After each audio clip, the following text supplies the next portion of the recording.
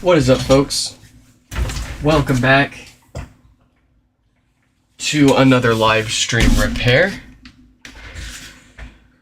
We have got some stuff to fix, yes, as always.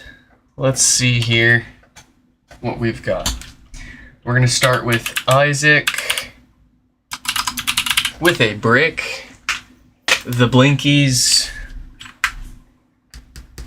Let's see how specifically that behaves for us here, and get the other names up on the screen after this one. We'll be looking at two of number 402's HomePods, one of which is blinking volume buttons like this one too, the other one with no power. And then we will look at Boomy. They have death farts on their HomePod. The DC filters went bad, and they said that it's got a constant repetitive popping sound, so I'm willing to bet the subwoofer went bad in that. Last one will be Denny. Actually, two more. We've got Emilio and then Denny. Emilio with the blinkies, Denny with no power. There we go, that's a pretty good lineup. 1, 2, 3, 4, 5, 6. 1, 2, 3, 4. Alright, we're looking good. If we've got time, I want to wrap up Chris's Fritzbox Wi-Fi router. We took a look at that yesterday, replaced what we thought we needed to replace, but it was still seeming to have issues. So we'll take more time on that one, but first, let's do some attempts to debrick the software on this one. We are going to remove that. Oh, actually, I'm getting ahead of myself here. We haven't even emailed anyone. Let's pull up Isaac and let them know. Let's see. 3, 4.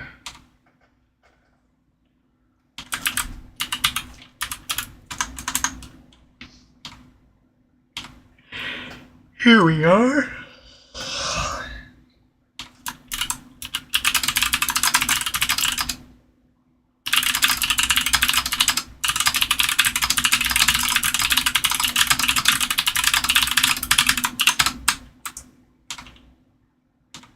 Stefan, the first one here. Welcome. Fast as usual. Okay, Isaac has been notified. Let's let number 420 know. Or not 420, 402.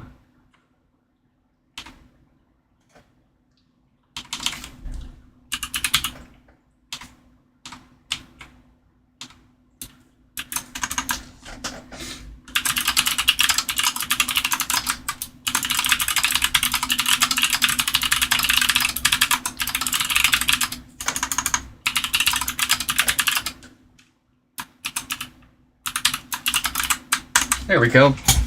And last but not least, we've got to let the Discord server know.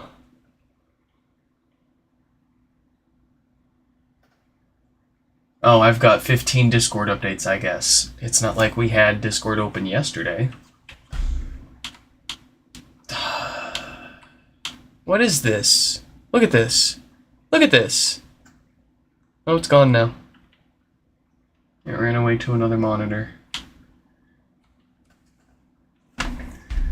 Maybe one day Discord will figure out how to do updates better than Steam. But anyways, let's let the Discord know. What is that? It's an emoji. Okay. We're ready to start. Let's expose our debug port. It doesn't look like anyone's been in here. No one's tried this yet. We're going to protect the top. I don't want to scratch it up. Moving it around the table here. We're going to grab a handy dandy USB adapter.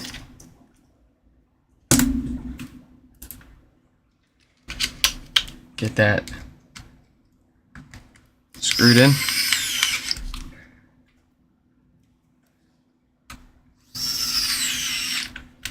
Very good.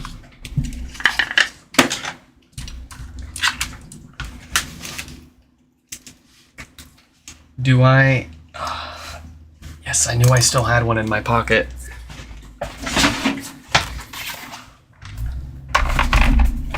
Alright, let's see what this one's gonna do for us.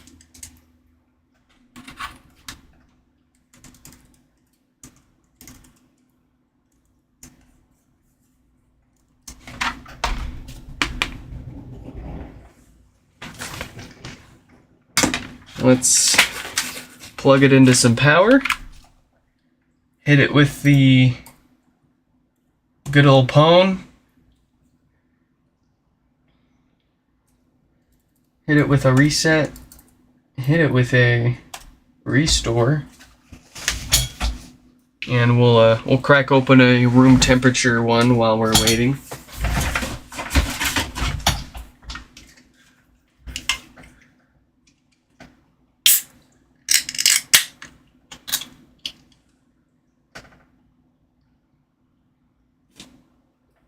Fingers crossed. Give me a restore. I don't want another space gray logic board that needs to be replaced here. I don't got them.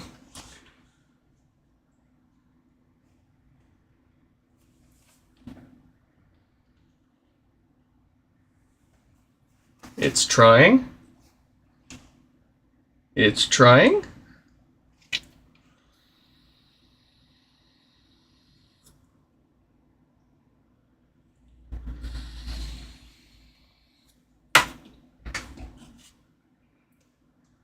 It's going. Yes. Oh no. No, failed to clean NAND. That's the first time I've seen that. Weird. I guess we'll try it again. That's, I do, I do not want to have to replace another Space Gray logic board. I don't have them right now. But I should have some more in a few days here. I'm literally going through more logic boards than I can get my hands on here. We're going to try one more time. Yeah, if my camera can figure out how to do a basic task like focus. Here, I'll give it the keyboard to focus on. Well, yeah, whatever. Let's try it again here. Unplug everything. We'll wait a few seconds. We're going to plug our USB cable in first. And then we're going to plug in our power. And give this another shot. Wow, it's, Huh.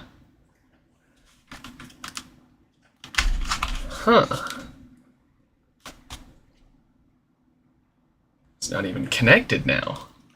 That is weird. Let's try it one more time.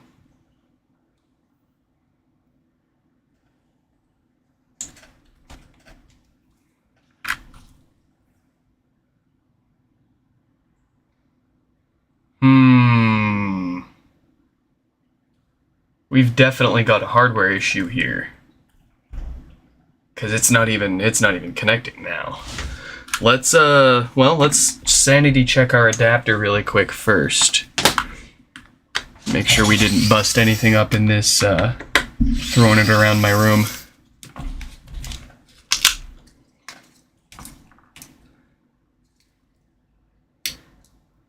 Yeah, I mean it all.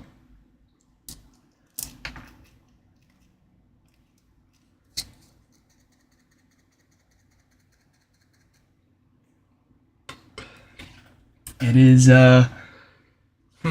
let's go ahead and clean the adhesive off here, in case that's keeping it from giving us a good connection.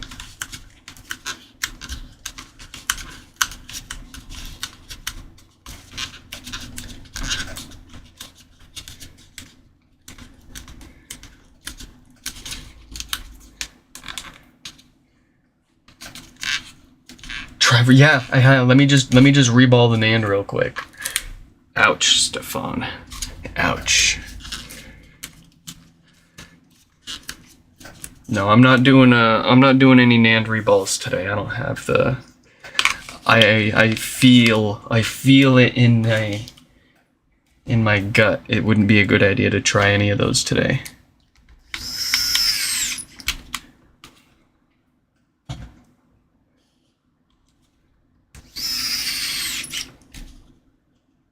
All right. USPA. I'm gonna try a different USB port too, for kicks. Make sure my power cable. Yeah. I mean, it wouldn't be turning on if it was our power cable here. All right, we've got some sign of life back.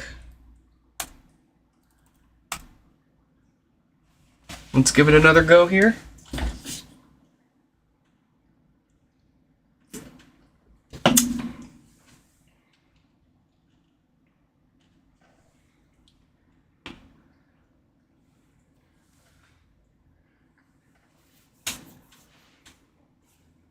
Why is this camera all messed up? There we go. We don't need that up here right now.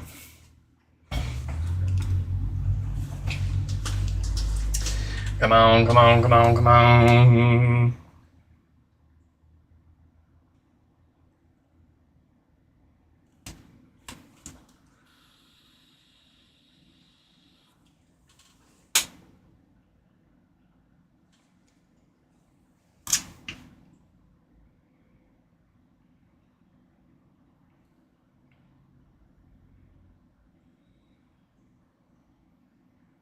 It feels, yeah, same error.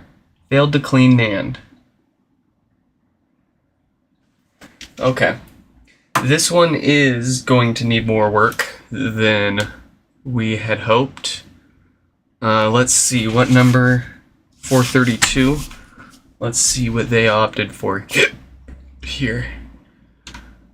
Alright, well, tell you folks what.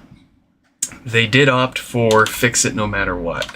They did not say, I only want a software fix. So, I really didn't want to do any NANDs today, but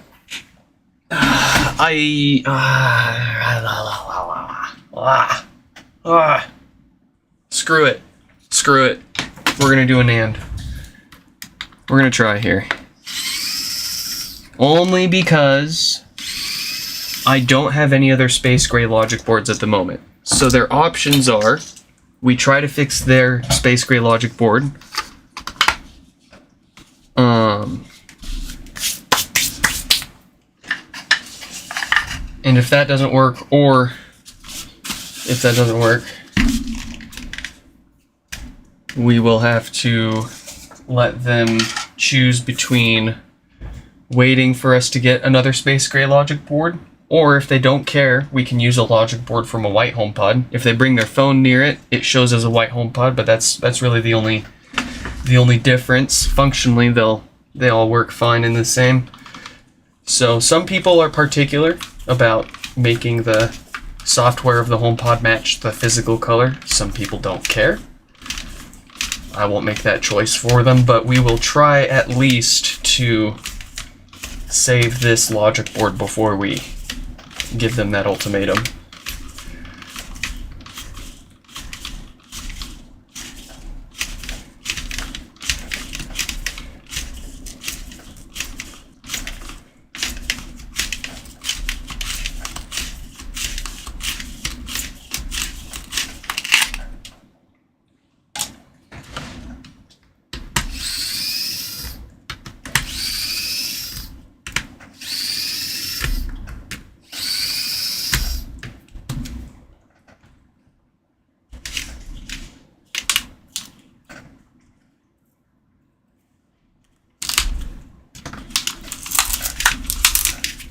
Oh, let me pull up my cameras out. I just need to know if someone's trying to break into my house or not, you know?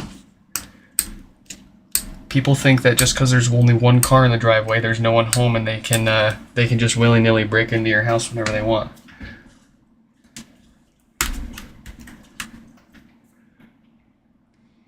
You are mistaken, and you will be met with a shotgun.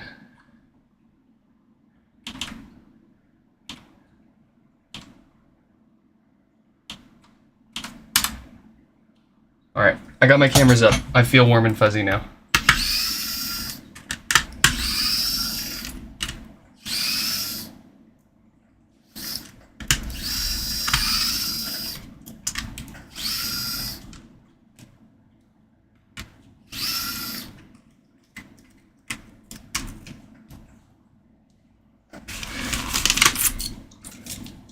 Mike's trying to break in? I'm offended. I thought we were on better terms than that. I thought we were friends.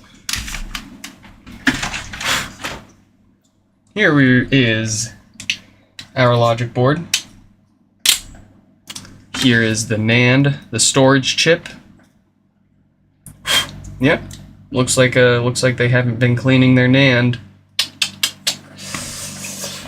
Let's get that NAND pulled off and see if it's even obvious that it's a BGA issue here. I'm really hoping it's not a physically dead chip, because then we're kind of screwed. We'd have to replace this logic board. Since the storage chip and the wireless chip and the CPU are all hard programmed for each other, it's not like you can just reinstall things and make them happy again, unfortunately. We'll give it our best shot. I'm going to turn my air down to 375. It doesn't need to get any hotter to remove these, and we don't want to kill this chip with too much heat. Got to get my gun going. The bearings in my fan are cold, so they're there we go.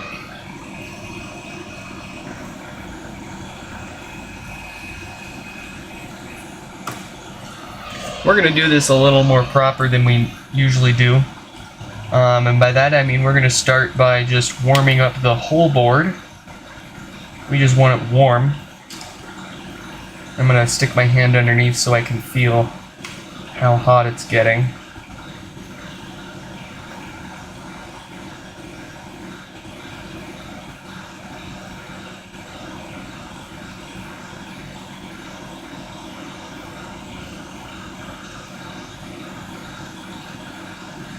Alright, it's getting about too hot for me to touch underneath the board, so we're going to hone in on our storage chip and keep making circles around that. I'm going to scoot this thermal pad up because I want our CPU as protected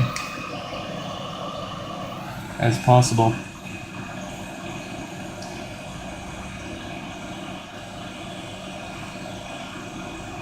The way that the iDevice restore was slowly progressing through all of this, all of its restore progress before it fails, it's kind of got me thinking that it's not a storage issue despite the error.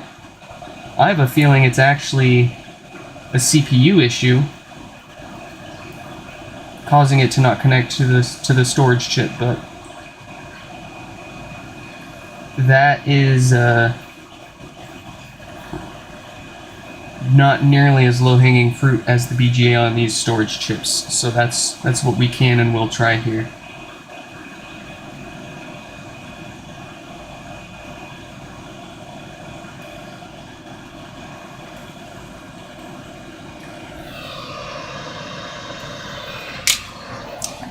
What have we got? Oh, I do see a cold pad right here. This one's missing solder. Unless it's on the board. Yeah, it's on the board. But it still looks pretty cold. I think there's a chance. I think we've got a chance here that it's just a BGA issue. Let's see, we need to clean this chip up so it can fit in our template so that we can reball it.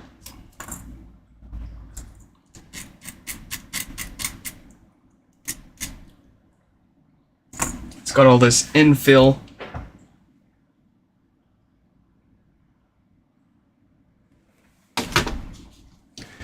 Let's see, will that fit? Yes, it will. Okay, now we need to very carefully, oh so carefully, the carefulest you've ever carefuled, we need to clean up these pads.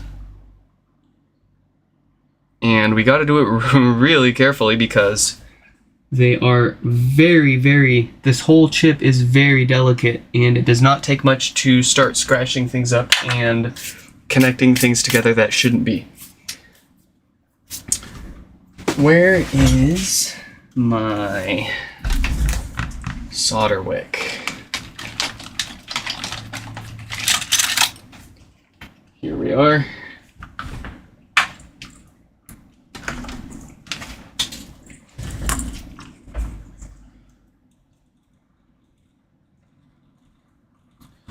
I'm just putting some flux on the board while it's still hot.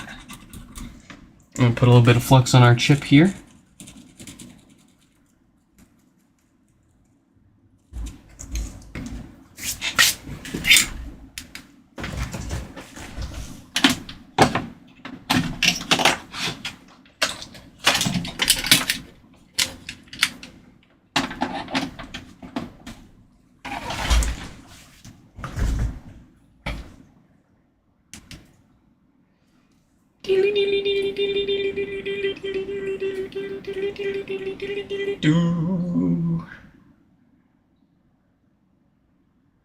There we go.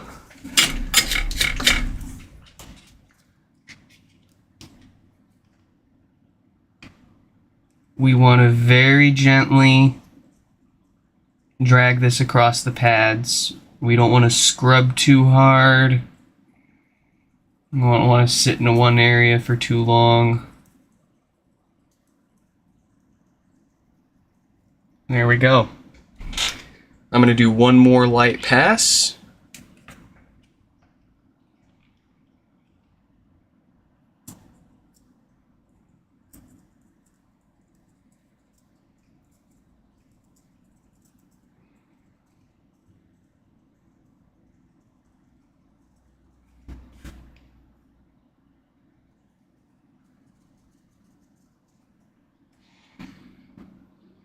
Okay. Now I want to make sure that one pad that was not soldered very well has some scratches in it to cut through any oxidation. Make sure we get a good bond with our replacement solder.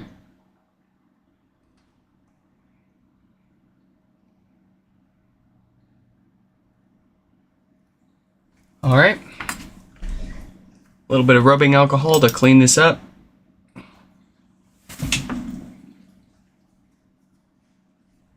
Don't forget to measure that doohickey. Oh yeah. When we get to an amplifier, we'll measure that for them.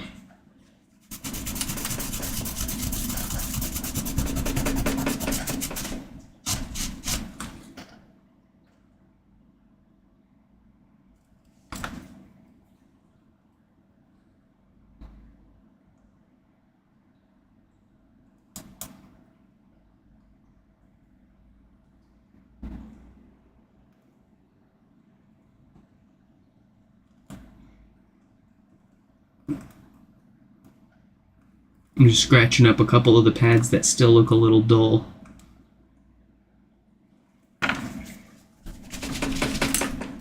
Okay.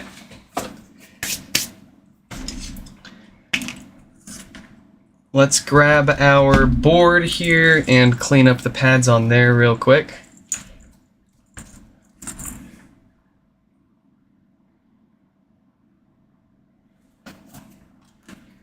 Yeah, you see that one?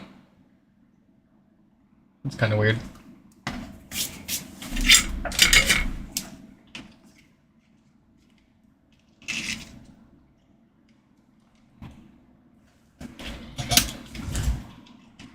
How much memory does the pod have? I think some of them were like 8 gigs and some were 16 gigs. It depends on which one you ended up getting, because there's two different storage chips that were used in production. There's Toshiba chips and Hynix chips. I don't know if it's just a coincidence, but every time the storage has, the BGA has gone bad, or the storage chip itself has gone bad in these, it's been a freaking Toshiba chip. Make of that what you will.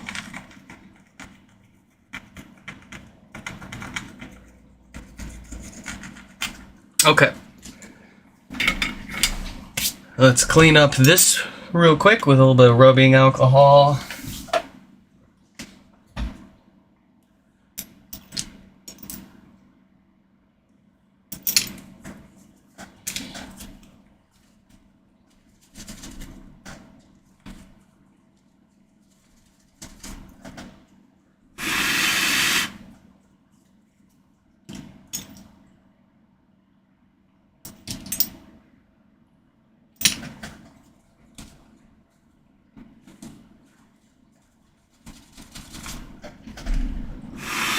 Oh, beautiful.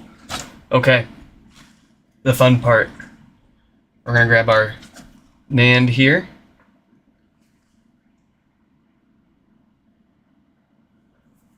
We need our stencil.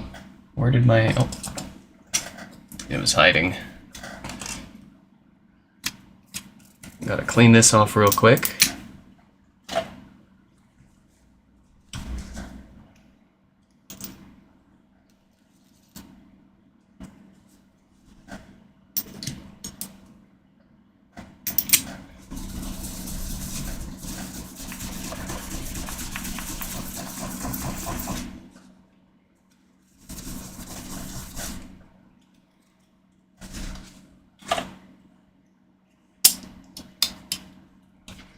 And there we go. Let's get a little bit of paste here. It's a little hard. I'm gonna soften it up here.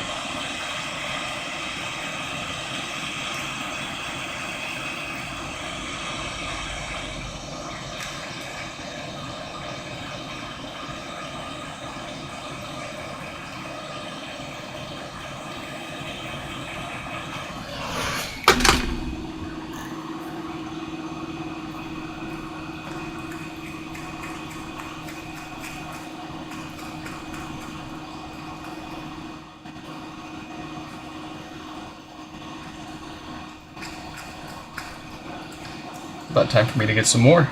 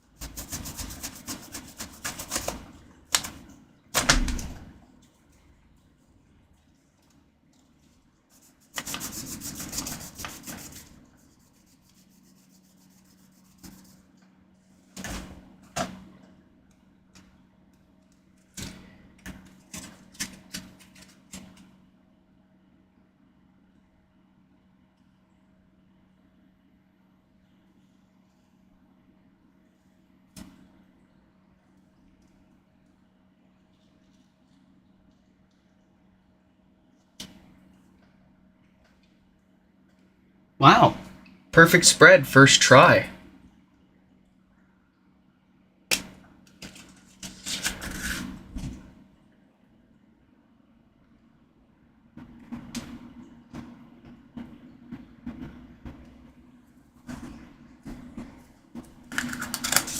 Oh, I want to give me some of that extra. Give me that paste.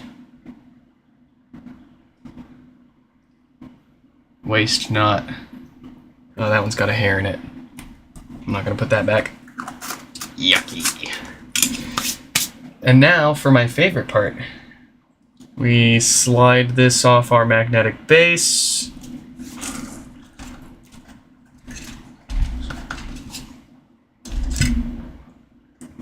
And then we carefully lift this straight off, exposing a beautiful, gorgeous array of paste for us to reflow back on here. I'm going to turn my fan down. Actually, we'll go there.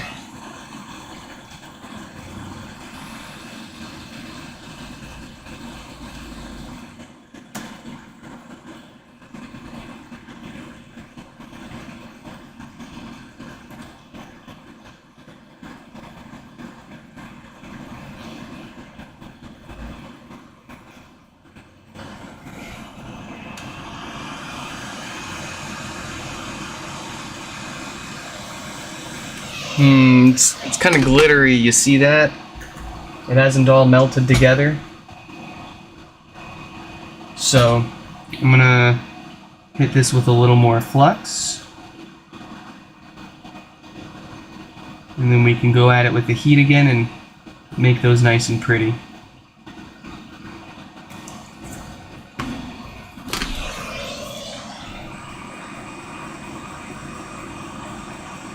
There we go.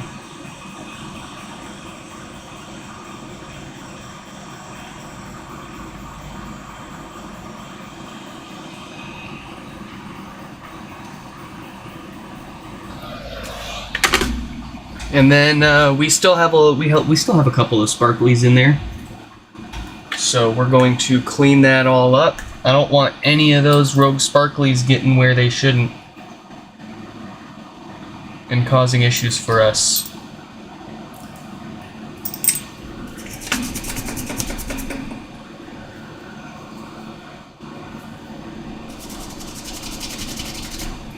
How is that? Wow. That looks fantastic. You can see that like green speck right underneath this one right here. We got really close to cleaning this one, over cleaning that pad and exposing more than we wanted. But we did it. Let's get this off. I'm gonna clean it up a little more because there's a bunch of flux on the back of it still.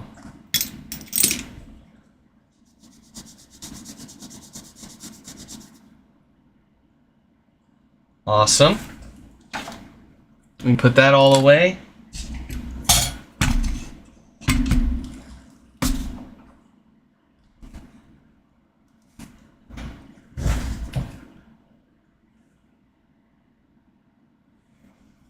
Let's flux up our board. Preferably without freaking hair in it. That'd be nice.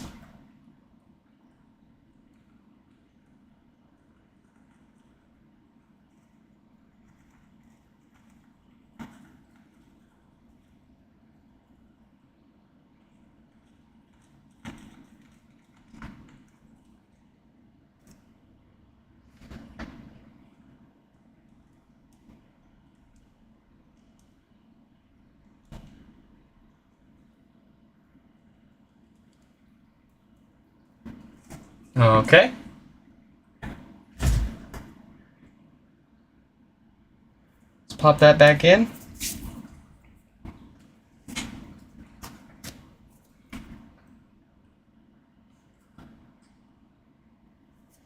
This is the tricky part since there's no great way to line this back up. What we do is squish it down and wiggle it around until it feels like it's bitten onto those pads.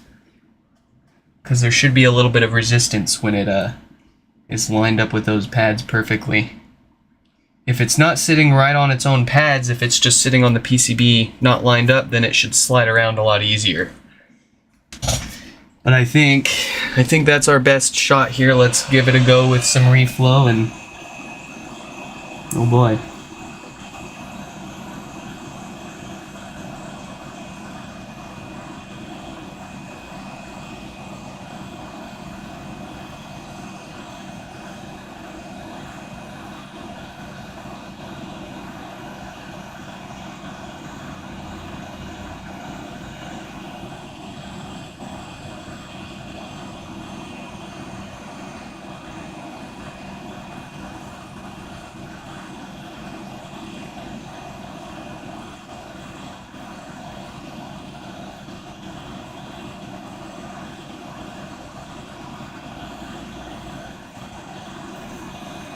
I'm going to wiggle it around a little bit to make sure all the balls have seated.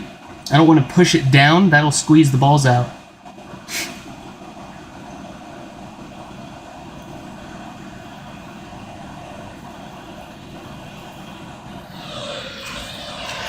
Okay. With that, that's the best shot that I can and I will give it today. I'm gonna let it cool down for a second. Sit back and relax.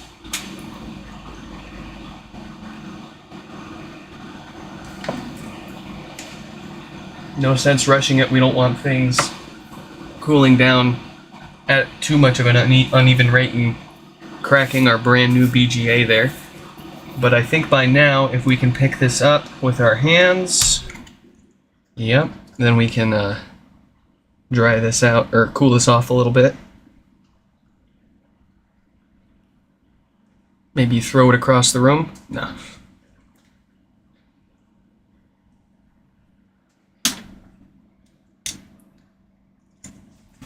We do need to clean the main logic board connector right here, since that got a lot of flux in it.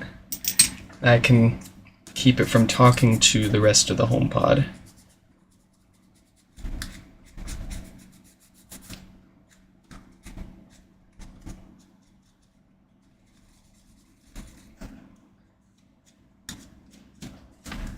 Okay. Finally, we can give this a shot.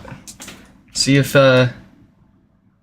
it's not too hot to touch with my bare finger, then it's good enough for us to plug in and turn on.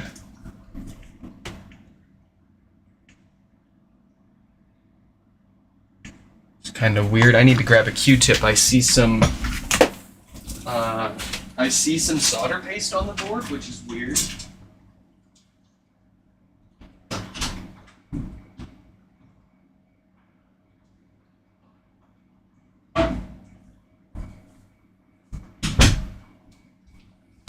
I have no idea where a bunch of solder paste would have come from. That's me again. Here we go. Yeah, there's some right there, and then there's some under there.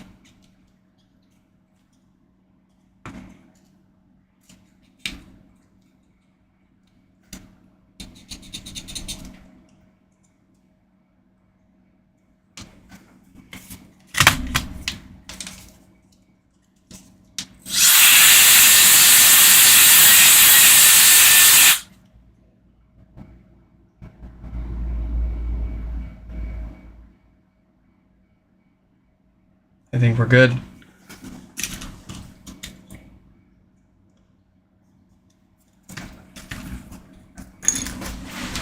All right, let's give it a shot. 50-50 chance it boots right up.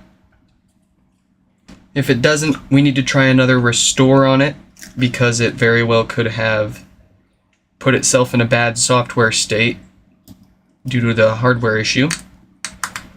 So just fixing the hardware issue sometimes doesn't always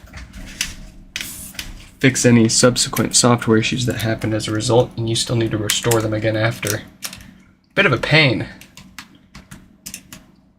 because you gotta try to fix the hardware, like reball it, put it together, see if it works. If it doesn't, you gotta tear it back apart and reball it again and try again, unless you want to assume it's a dead storage chip. Let's see. We'll see if it boots up by itself.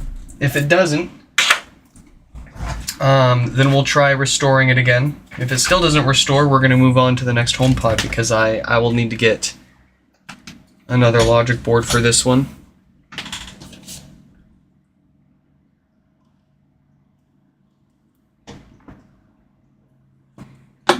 Stefan, it sounds like you need to clean your room.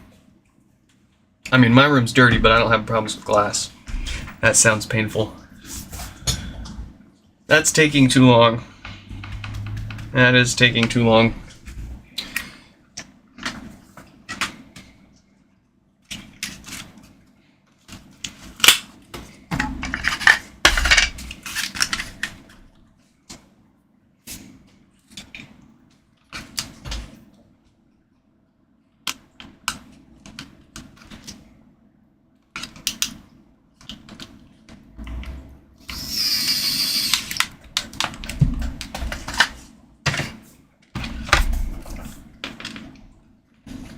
Don't look at my fingerprint. Alright, you're good.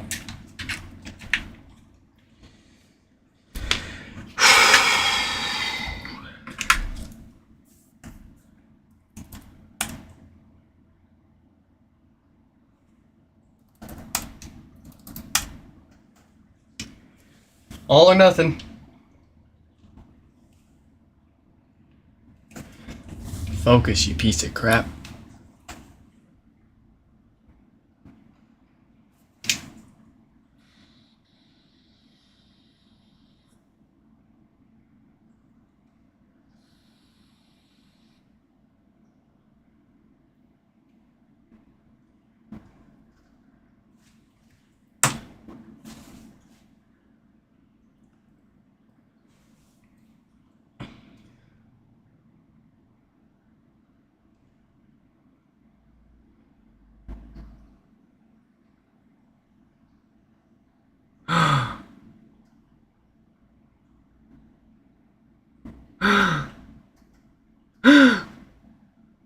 We did it! We did it! We did it! We did it! We did it! We did it! We did it! We did it! We did it!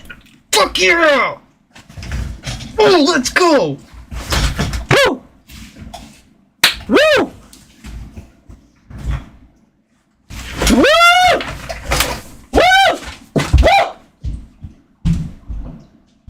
Woo!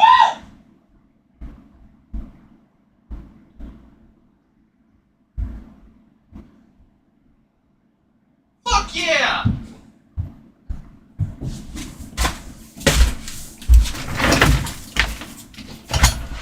Sorry.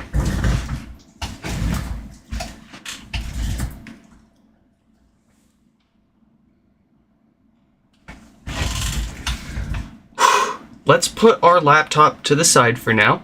This is going to take some time. Maybe enough time for us to fix another HomePod while we're waiting here. Hopefully it doesn't run into another error. Excuse me.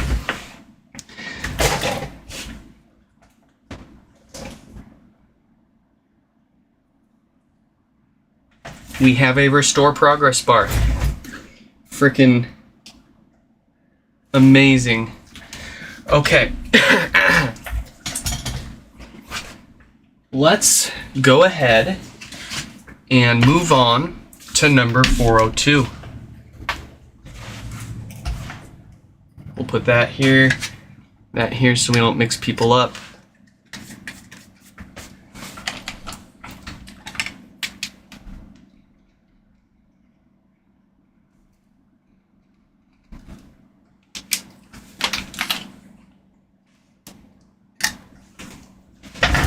Do we still have our restore progress? It's still going. Beautiful. Okay.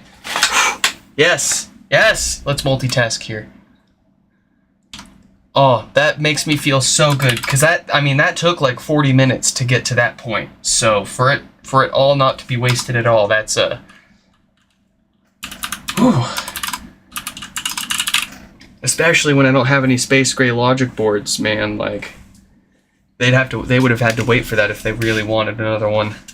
But neither here nor there now. We are past it. Let's take a look at number 402 here with no power.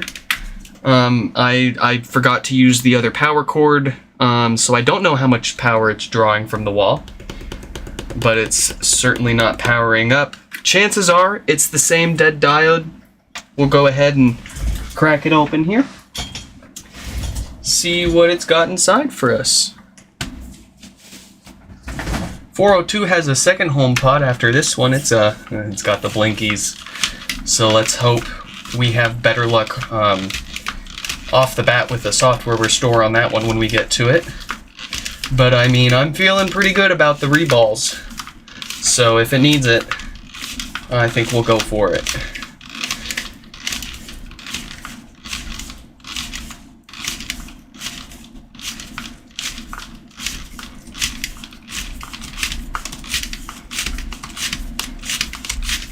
Oh, that's such a beautiful example of a NAND reball. I might clip that and make it a bit of a how-to for people to try it themselves. Next time working with BGA, you need to clean the PCB under the NAND. It wouldn't hurt to remove the RF shield and put it. We did clean the PCB. I don't know if you missed it, but the process we took was preheat the whole board, then go straight for the NAND and peel it off, and then solder wick the old solder off of both of the board and the NAND. And then on the board, once we've got all the old solder off, we clean it up with isopropyl alcohol and then apply new flux. We go back to the chip. We've got the old solder cleaned off. We wipe it off with ISO, reball it with new solder, and then clean it again with ISO, and then apply fresh flux. So basically what we've got right before we put our freshly reballed NAND onto the logic board is we've got a clean logic board that's been alcoholed down, or wicked and alcoholed with fresh flux. And then we've got a NAND with a fresh BGA that's been also cleaned and freshly fluxed. I think we did pretty good on that one. I have tried removing the cowls before. The people call these RF shields, but they're not RF shields. They're called cowls. Personally, I find it much more of a hassle to try to take this off and possibly damage the rest of the board. You need a fair bit of heat, or time and patience. Frankly, to me, it's not worth the effort removing that. It's a walk in the park for me to work around keeping the cowl on the board.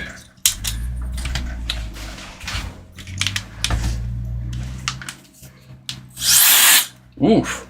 Whoa! That was dusty. But Mohammed, I appreciate your feedback nonetheless. I mean, you're not suggesting for no reason, so it's something that I'll mention if I make a video how-to on doing that. And I think for most people it'll be easier for them, if they've only done one or two of these, to go through the effort of removing that cowl to give themselves more space. But man, I've worked around it so much by now that it's so much easier for me to just leave it there than to go through the effort of ripping it off and putting it back on. Also, you've got that A8 SoC to worry about, so you'd need a lot of heat if you're using hot air to get that off. Probably too much heat and you'll break things on the board. You could use low melt solder, go around and try to reflow it off with low melt solder. But man, so much more effort for me personally, like I said, it works, and it works pretty darn well, so I'll probably keep them on there.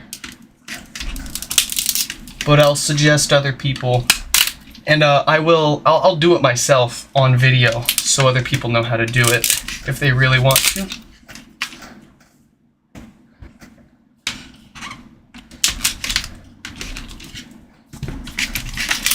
to each their own, I guess. At the end of the day, what matters is what works for you, and if you can get, if you're getting reliable quality results out of it. The end result is all that really matters.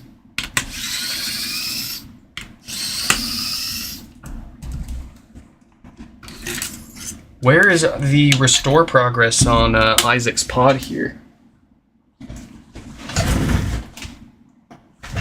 It's finished pushing all of the firmware. It's currently inverting the image now. We're getting close to finished on that one.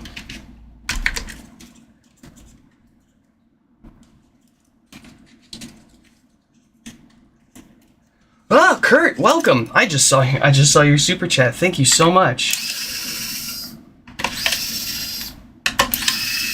Thank you, thank you, thank you.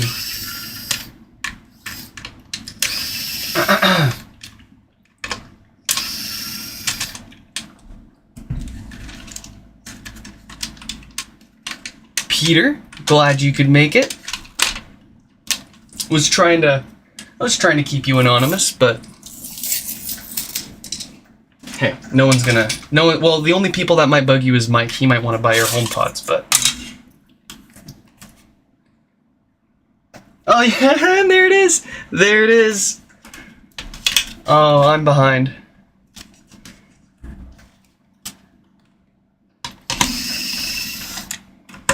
Yeah, you'll be hard-pressed to find anybody with multiple HomePods willing to sell any of them. Someone that only has one of them, yeah, you'd have a good shot. They might have been questioning it the whole time. They might have questioned their original purchase. But people that have multiple HomePods, oh, they're addicted. They're like me. They're obsessed. These things are the best things ever. And, well, you'd basically have to pay us enough to replace them with 2 more if you want to buy them off us.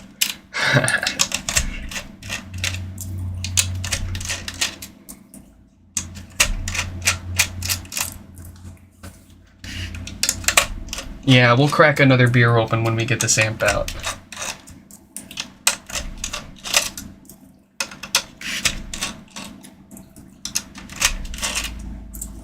I've only got 2 more beers, and then I'm out. And I don't feel like getting more anytime soon. I get sick of drinking. And I like just like stop drinking for a while, and then I'll be like, oh man, I could really go for a good old glass of some liquid beer or some liquid bread. Well, here we go. We're gonna knock out some maintenance first. We are going to replace these 4 filters that go bad and cause death farts and all sorts of bass issues. The reason they go bad is because they are ceramic capacitors. All ceramic caps go bad over time. They derate. They lose their effectiveness at filtering unwanted DC voltage in certain applications that you could care less. But when the sole purpose of the filter is to filter DC, or when the sole purpose of the cap put on the board is to filter DC voltage, and it stops doing that, bad times. We're gonna get them replaced with good brand new ones so that this HomePod doesn't come back to us anytime soon for preventable issues. And then we're gonna flip it around and knock out that dead diode causing power problems.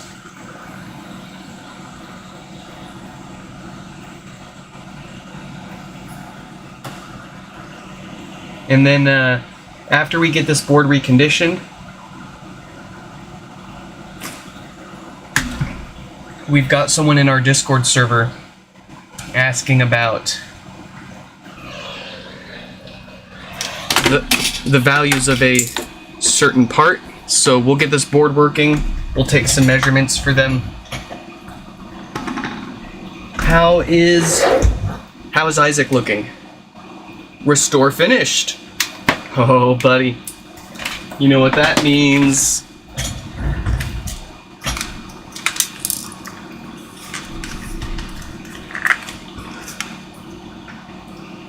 Oh, that's funny. My glow-in-the-dark filament is glowing the volume buttons from it blinking. That's pretty neat. Okay, the suspense. The wait is over. Did it work?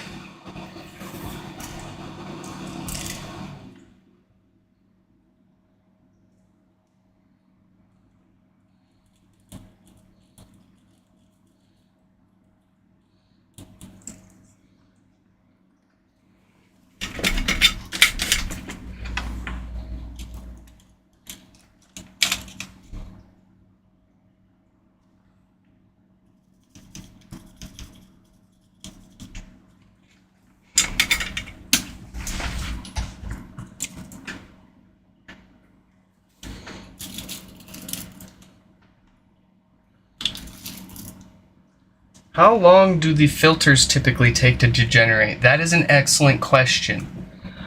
And I know we say all the time these naturally go bad and cause death farts, but on the flip side, I don't think that the reason why they are failing is a derating issue. I don't think it's an aging issue.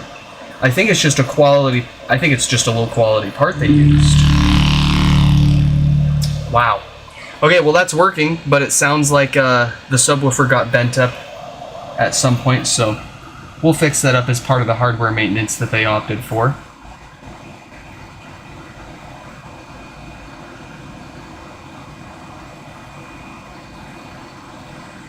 But anyways, to answer your question, how long should these last? A rough estimate, very rough estimate, about 5 to 15 years. And I know that's a wide range, but I don't know how you use them. It heavily depends on how you use them.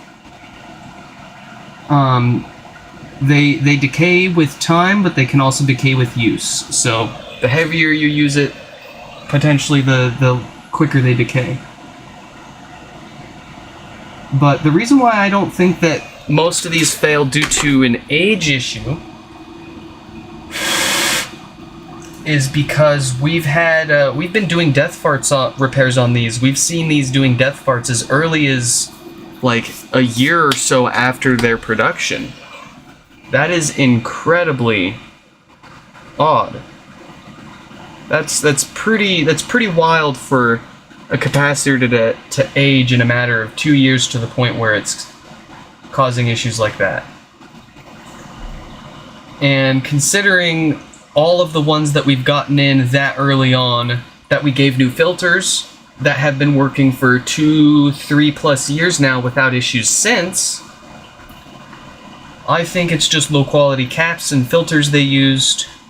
The replacements should in theory, maybe even just last until something else breaks. 10, 20 years down the road. Probably they won't give up until after you get rid of it and have moved on. But to play it safe, that's what we say and that's what we assume, is they go bad due to age and we replace all of them every time we got the amp in front of us.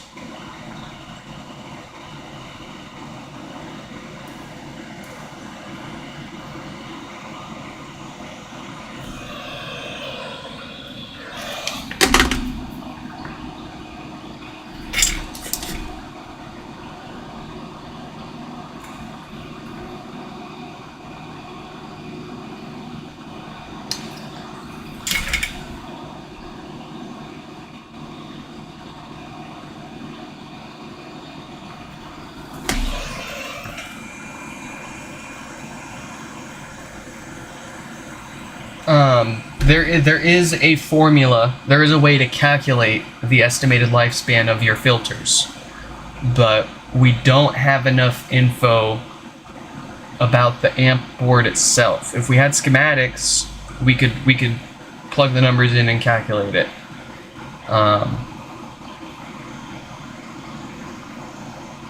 But unfortunately, they are very much not going to ever give anybody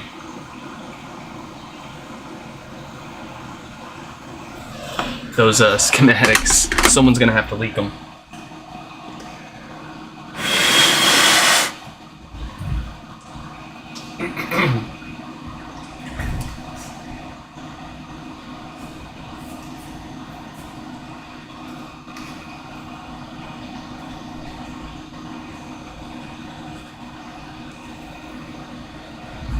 You got a lone Mark II and all the others are first gens?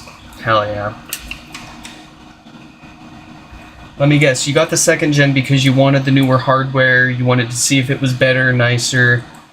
It ended up not being better or nicer, but you kept it because it has the newer hardware features, the temperature and humidity sensor, potentially future updates for a smarter voice assistant, what have you. That's kind of the reason why I got a couple of second gens and kept them for myself before I never used them. And I ended up tearing them. I sold one of them. Someone was happy to purchase one of my second gens, and it was the same second gen that I did on the world's first second gen HomePod teardown stream. So they've got a little piece of history there. Oop. I almost didn't put all the amp screws in again. We need to measure that part. So let me put all these screws in. I don't want to forget that.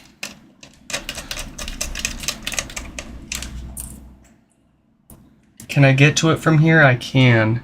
It's going to be a little tricky. I should have tested it with the amp out of the HomePod, but we're already halfway in there, so I'm just going to send it.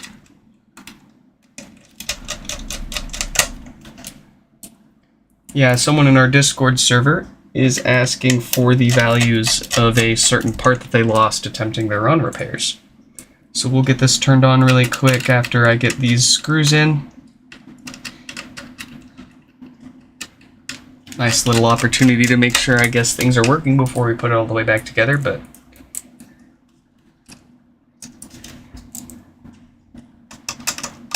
it only takes us a couple of minutes to take these apart and put them together. So no big deal either way.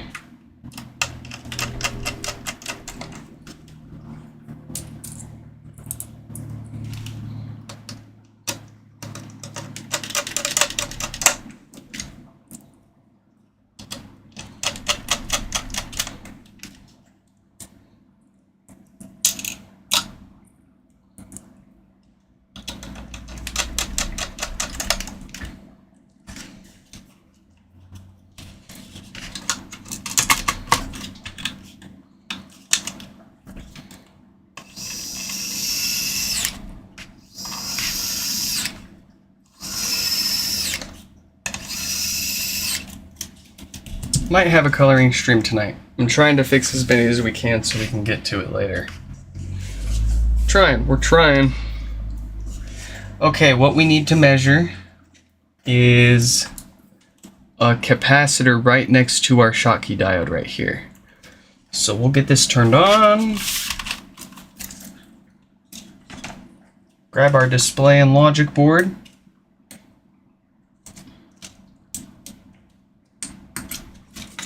And get those plugged in.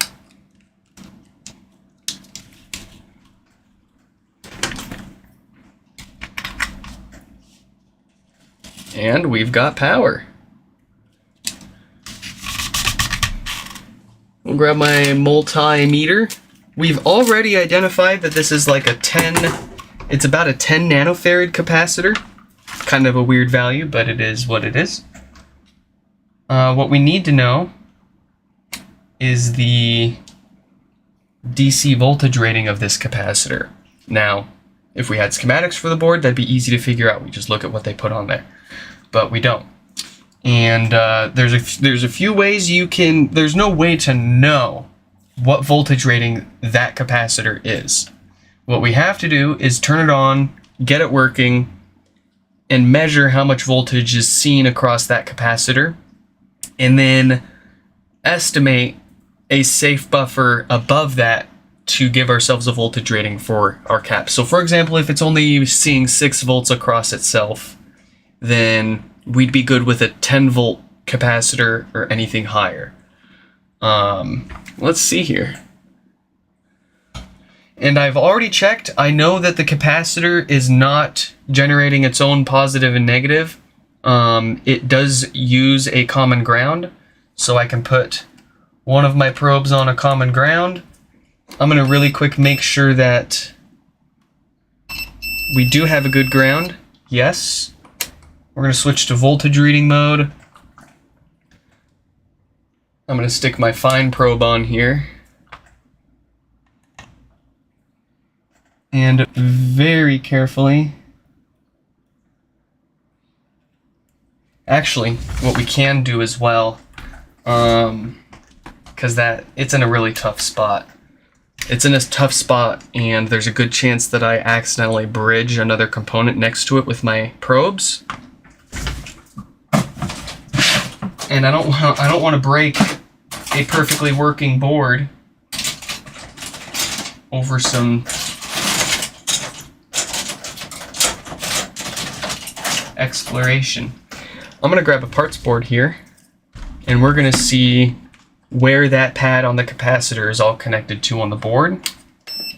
If there's a safer place that capacitor is connected to that I can measure from, then we're gonna use that instead.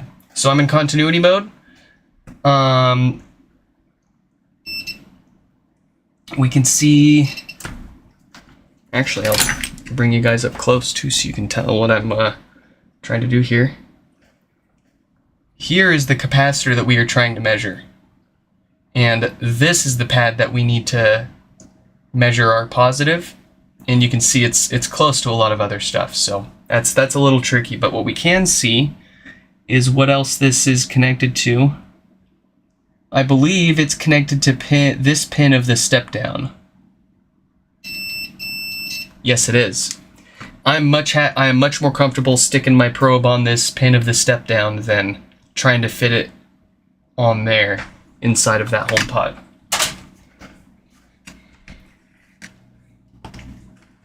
So let's see. Back to voltage mode. We've got our ground there.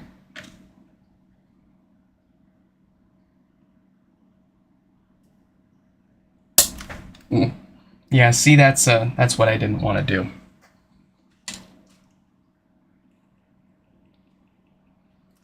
Damn it. Let's reset it and see if we just blew it up. Yeah. This is what I get. This is what I get for trying to be a cool guy.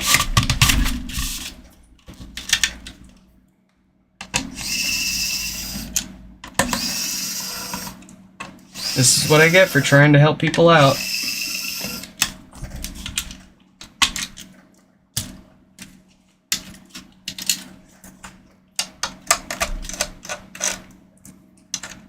At least we know what happened. It shouldn't be too hard to fix. We just gotta fix it. Ah!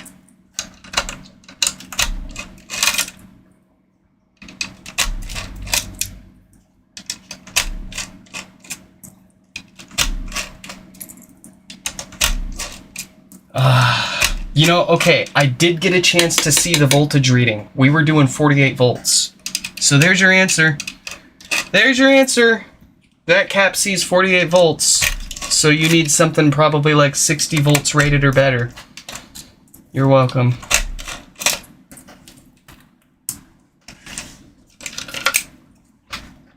Well, let's find out what cooked here. I imagine we probably just popped a fuse nearby. This should be pretty straightforward to fix here. Let's see, do we have any shorts to ground now? No?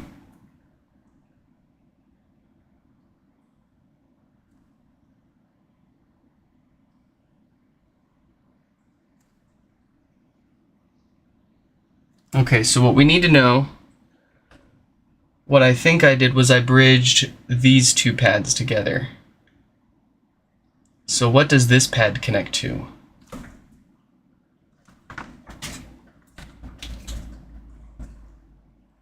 If it killed the logic board, I'm going to lose my freaking mind. Do not joke with me on that. Do not play games with me. So what's this one connected to? It's connected to that resistor.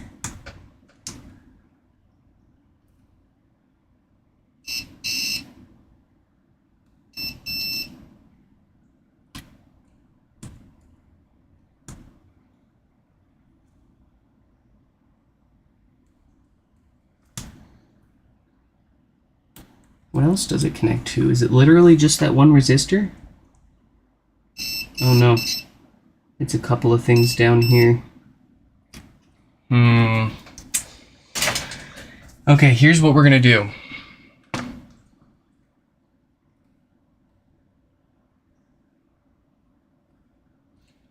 Here's what we're gonna do.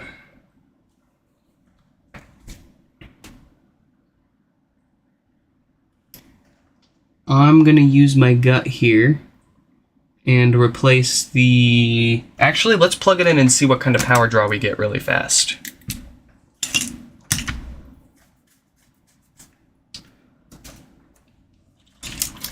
Let's see if we've got any obvious hints here. I've got my thermal camera on me too.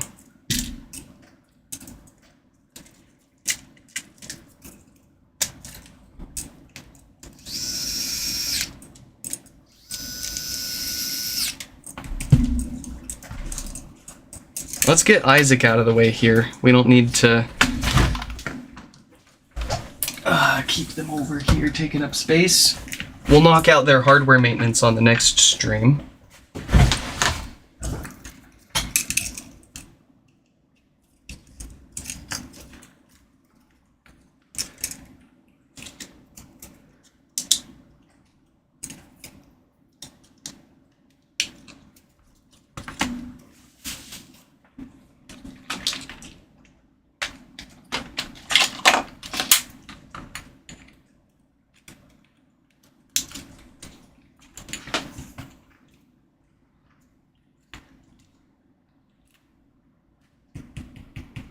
No lights, no power. We've got a brief jump and then it falls down to 0 watts of power draw.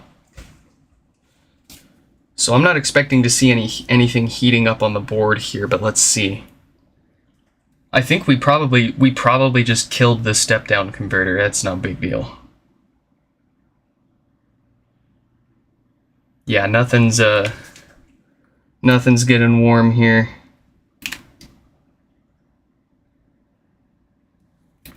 So, geez, let's replace that step down.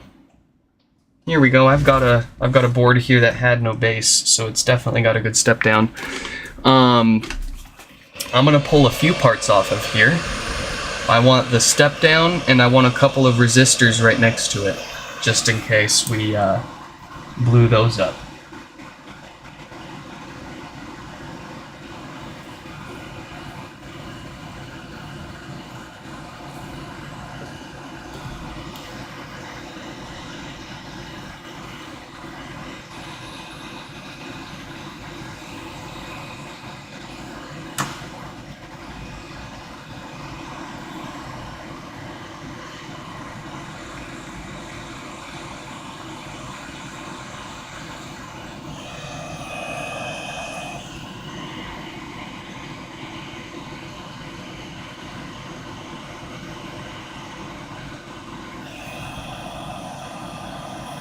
I'm going to take that resistor, I'm going to take this one, and these two. Actually, I'm going to take this MOSFET right here. So that's all I've taken. I took a step down, I took a resistor right here, I took a little resistor right here, and I took a MOSFET over here. Because I have a gut feeling,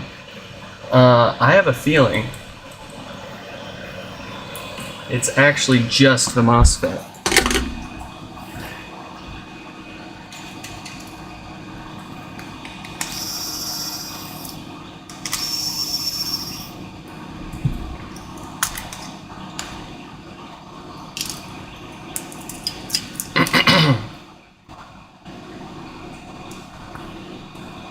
It's not often I'm fixing my own mistakes here. Usually we're fixing other people's mess ups.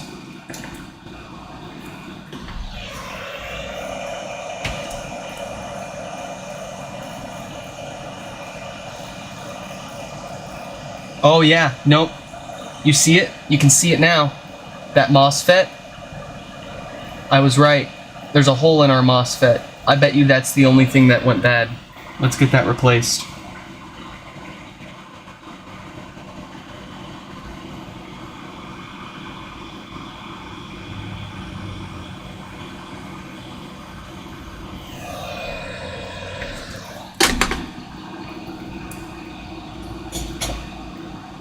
Good luck sticking those resistors back on. Oh, Zoom, you don't even know. I've had people send in these amp boards before where every single one of these components was missing, and we've rebuilt it. And I'd rather rebuild it than have to sell them another amplifier board.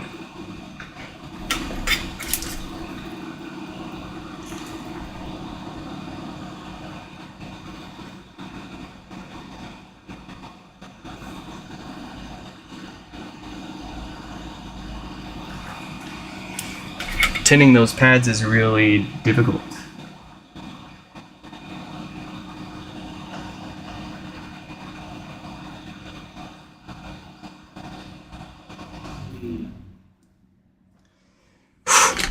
Here we go.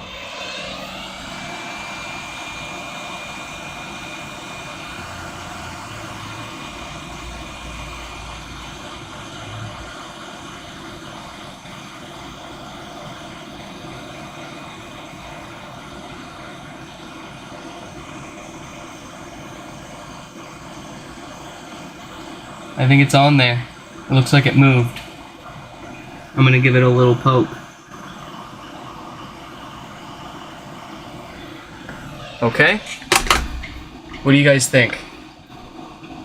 What do you guys think?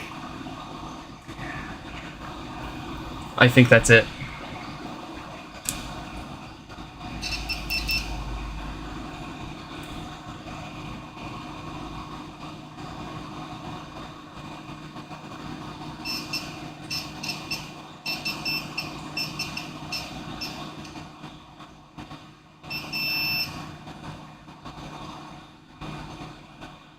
Yeah, nothing's seeing ground that shouldn't.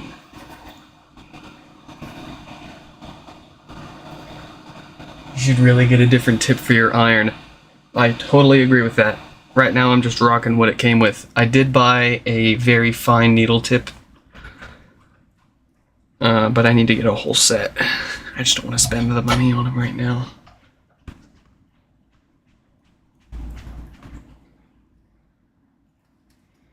All right. I'm feeling good about that. I think it just needs a new MOSFET. How do I know even what that component is? Well, I have seen that component failing on rare occasion when the step down has blown up, and we were messing with the step down, so it was visually damaged. I have a good feeling about this.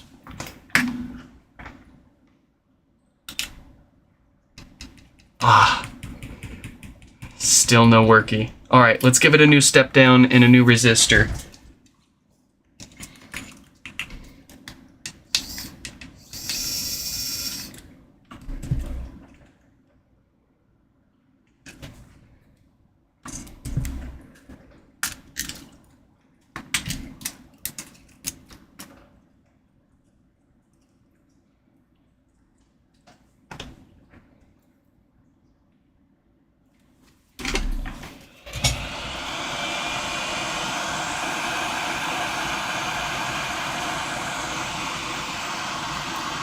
Oh, and now that I look closer at the step down converter, there's a big crack right here too. Of course. Of course. Silly me. How could I have not noticed that?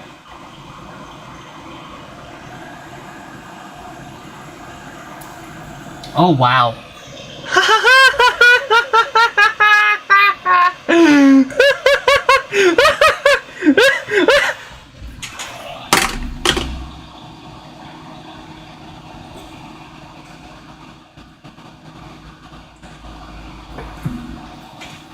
I needed a second after that. Here we go.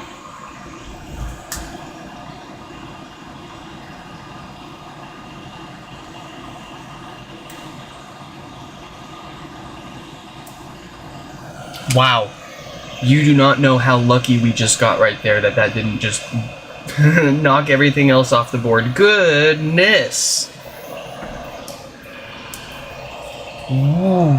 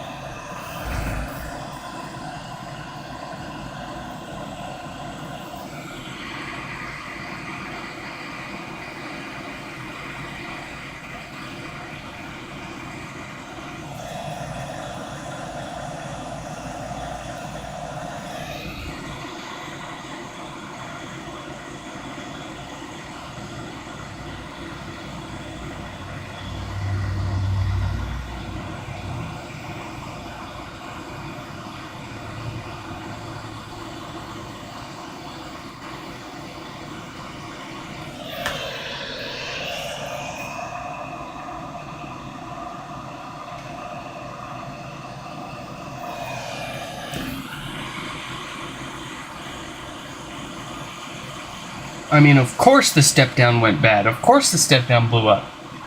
That's what we shorted out. It was foolish of us not to just replace it either way. But there you go. We got it replaced. I'm feeling 200% good about that one. How about that? If I felt 100% about the last attempt, I'm feeling 200% about this one.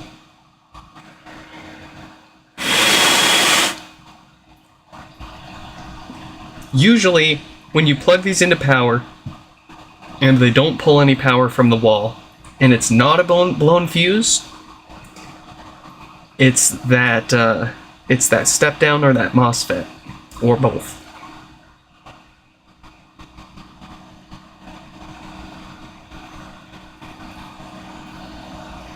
Give me a confidence score, folks. What do you guys think are the chances that this is going to work now?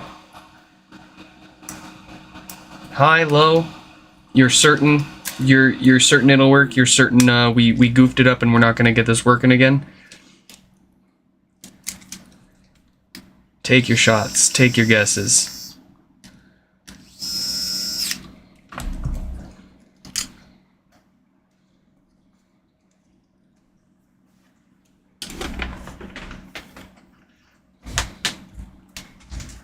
Mike gives it -4%. Dan gives it a 19%. Peter's got a 50%. I like those chances.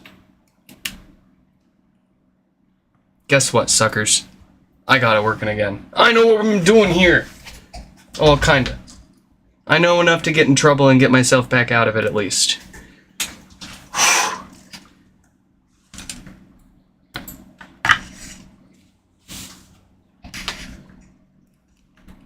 All for naught if it doesn't make sound, though. But I've got high hopes here. If it'll talk to us, say something. It's thinking. It's thinking real hard.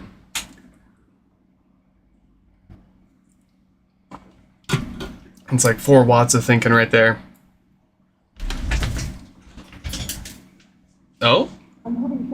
Yes, yes, yes, yes, yes, yes, yes, yes, yes, yes, yes. I mean, of course it works. How could you ever doubt me?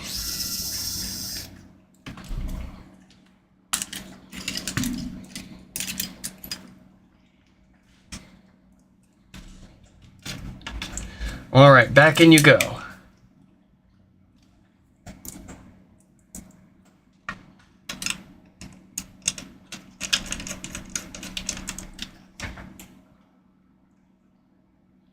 Get out of here with your cooked amp chips. That's way too far away from the amp to cook it. Way too far.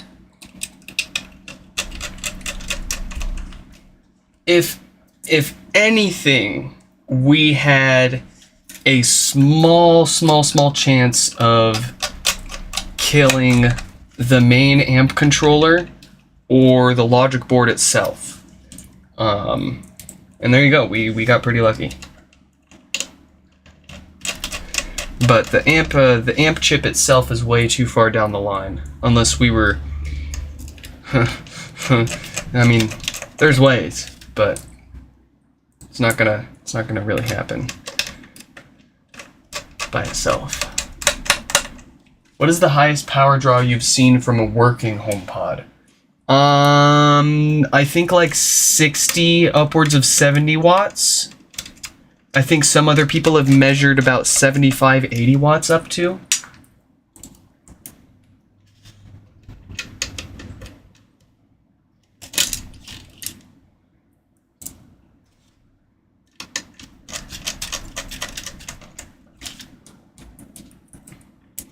Yeah, and I don't mean like I see it constantly pulling 60 to 80 watts. That's peak. That's just peak.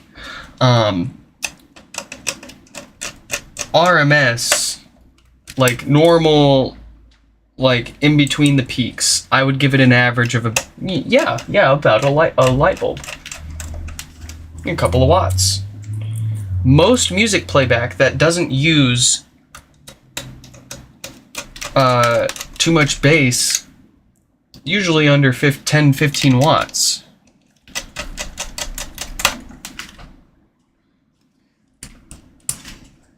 Don't forget the amp screws. You're never gonna let me down for that.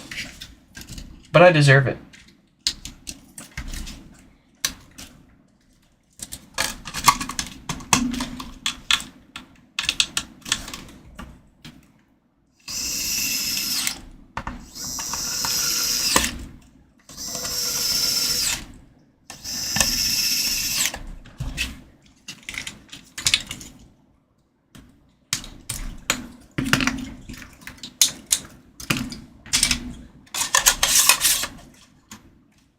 Did anybody let that fellow in the Discord server know the voltage that we saw?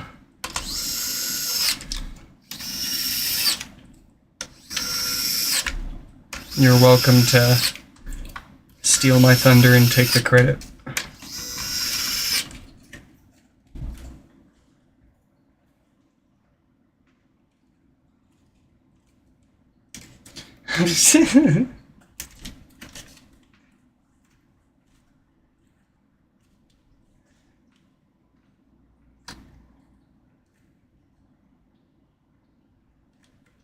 Oh yeah, I mean, I didn't have to pay for shipping your HomePods, Mike. You gave me the shipping labels, so I figured what the heck. What the heck? Why not mess with them? No, actually, I ran out of time to do anything fun before I sent yours out. And since it was your label, I didn't get to put a funny message on the rubber stamp. Dang it. Yeah, peak power draw would be like 70 to 80 watts, I'd say.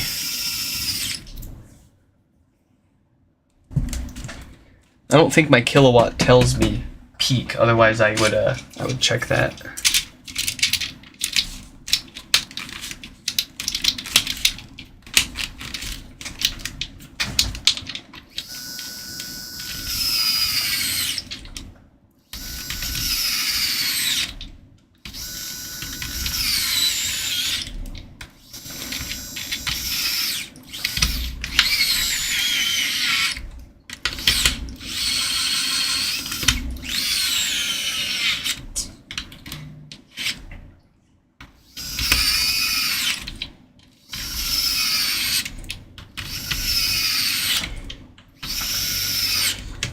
Well, I hope at the very least our little mistake there with the step-down converter and repairing it helps someone else down the road with any similar issues.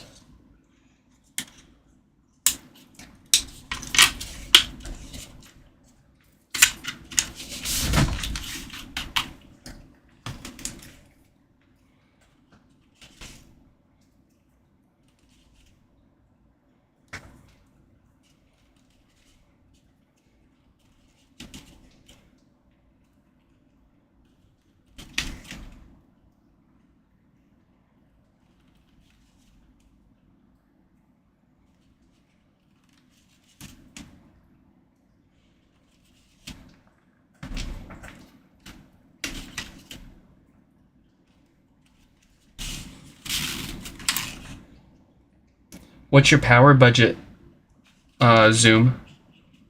So like it sounds like you've only got so many watts to play with there. With everything except for the HomePod, how many watts do you have left?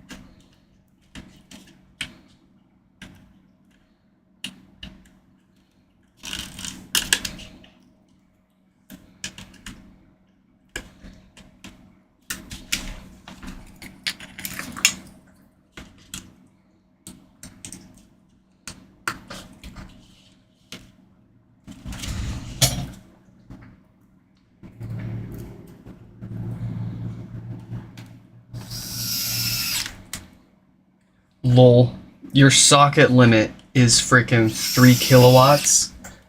Actually 80% of the outlets in my house are all wired to a single 1500 kilowatt breaker.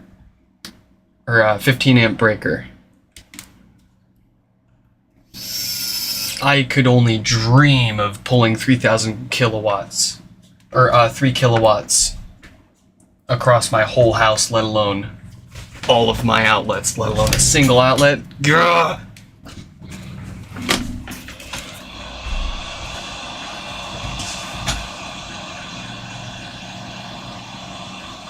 My house is a fire hazard waiting.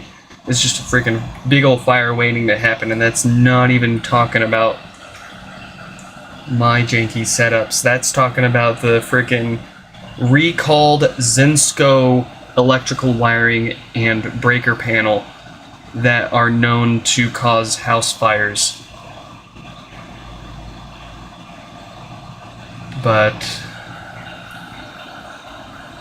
you know, you could name a million things wrong with the house that we're renting out right now and why it needs to get torn down and rebuilt entirely.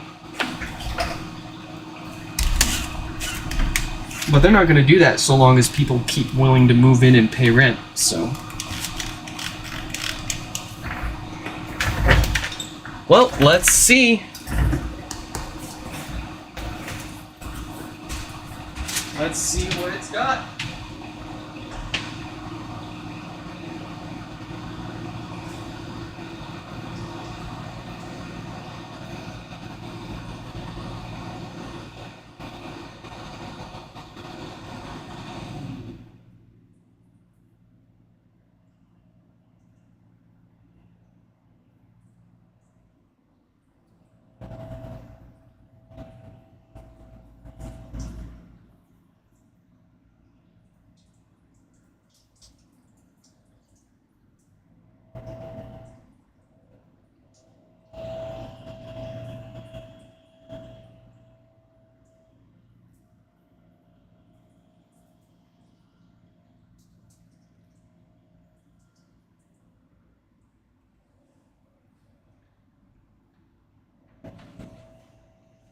Oh, you want me to see if it works? I can do that.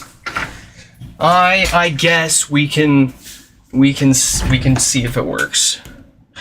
I'm having trouble connecting there you to go. the internet. There. See, it works. It worked. No, yeah. Yeah! I mean, yeah! This one was 402 with no power. Beautiful. Beautiful. I can believe it. I can believe it because it's me, and I have confidence. Oh, no! It's a bricked space gray. Curses. Curses! Ah! Well, let's see what we've got here. Hopefully, no hardware issues. I am praying that we have nothing more than just a software restore and some extra credit maintenance to do for this one.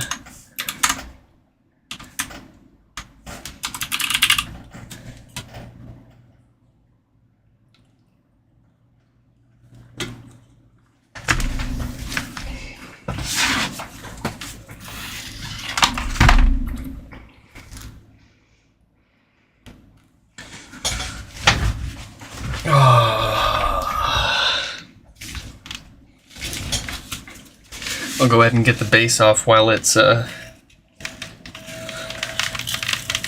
we're waiting for it to reproute. I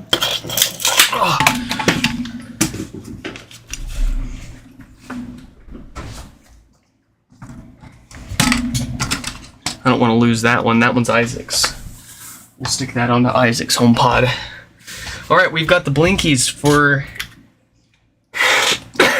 excuse me, Peter's other HomePod here. Let's cap that top so it doesn't get scratched up moving around our table. Where's my USB adapter? Oh, silly me. It's still attached to Isaac's HomePod.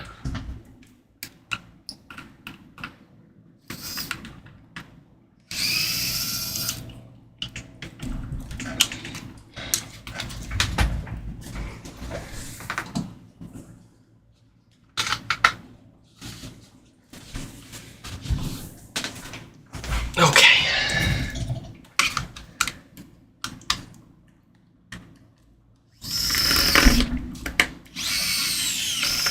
Oh no. Did that really just... Okay. We're good. We'll be able to get it out, but that's the last time that screw is going to be used. That screw is cooked after this one. Alright. Fingers crossed, folks. I would prefer if every single one of these HomePods with blinking volume buttons issues was just a software issue and I wouldn't have to replace any hardware.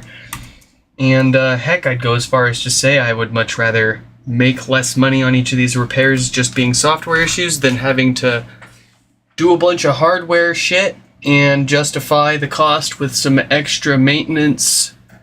Whatever. Let's see if we can get this thing working again. We're gonna pwn it. It's, I don't like how long that took. We're gonna reset it, and we'll see if it'll restore. I'm gonna need another one because I have a feeling. I've got a feeling.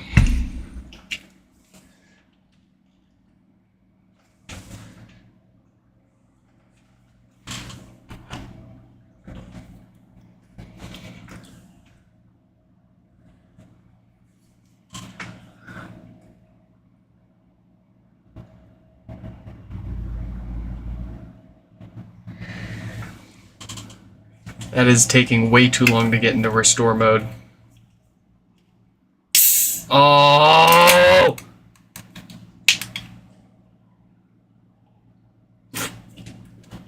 Waiting for NAND. There it is. It needs a new logic board. Well, we could probably, not probably. We could maybe save this one. And, you know, we're gonna try. We're gonna try to save this logic board. My wife just pulled into the driveway though, so we're gonna take a brief break. We will be right back with the NAND reball attempt for this bricked pod here.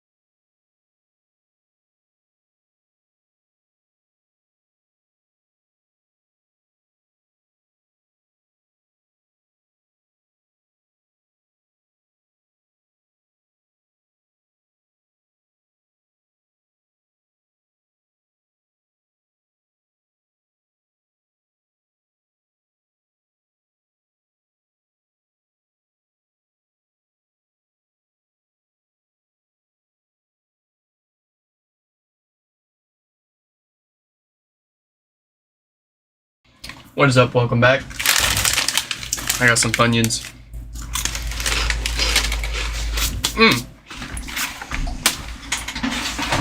Okay. Oh boy. Got another Nandory ball here. Let's give it a shot.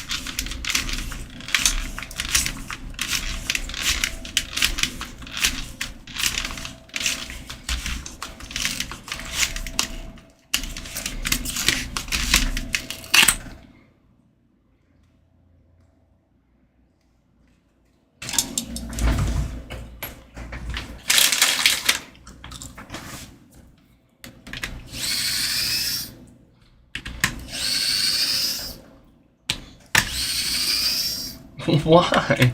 That would just cause problems. No reason to radiate your HomePod.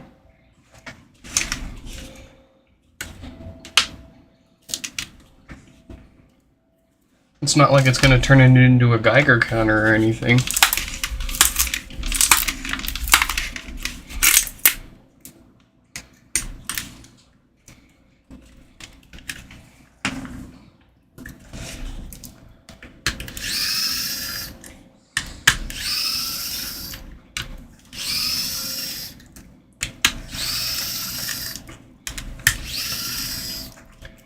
Well, like, torturing Siri would imply that she's more than just broken code. So, she wouldn't, I don't think she'll be tortured per se.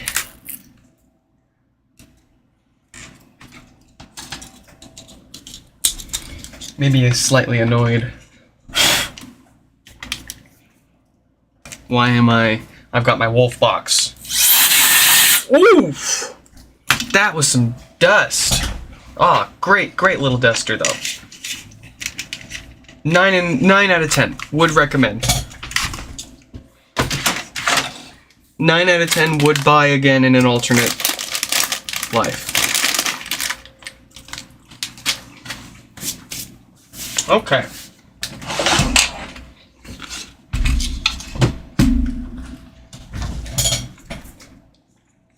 Here we go. Actually, before we do this, let's make sure. I'm sure Peter opted for fix it no matter what, but I want to make sure here. 402. 402 said...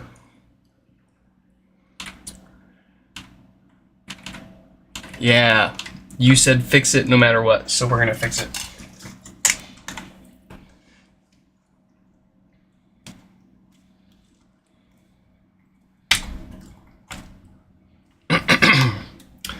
Here we are. Our favorite storage chip. Oh yeah, we gotta turn our heat back down. We don't want to fry it.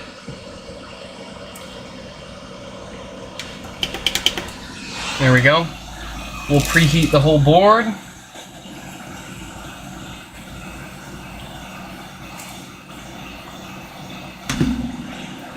Fix it no matter what and refurb if needed. Oh brother, let me tell you. If it has to get hardware fixed, it's getting the maintenance. It's gonna get refurbished. If it needs a hardware repair, the refurbished is included. Cause I have to charge a pretty penny if as soon as it needs hardware repair, I charge you for it. But you'll get everything replaced that usually fails in these that people send them in for all the time. This, well, our our primary concern is getting it working again. Once we get it working again, then we will knock out some of the preventative items to keep it working for as long as we can. But let's see if we can get this logic board working again even.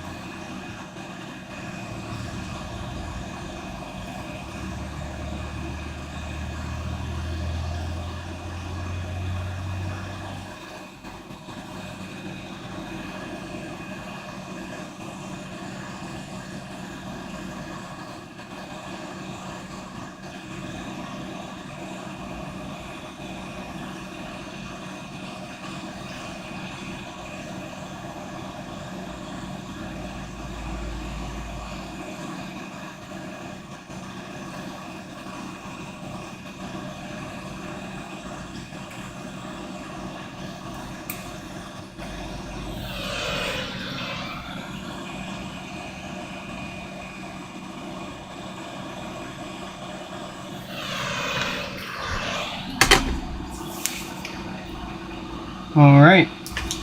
Oh, looks like I bumped that capacitor there. I'll go ahead and put that on. Put that back on there.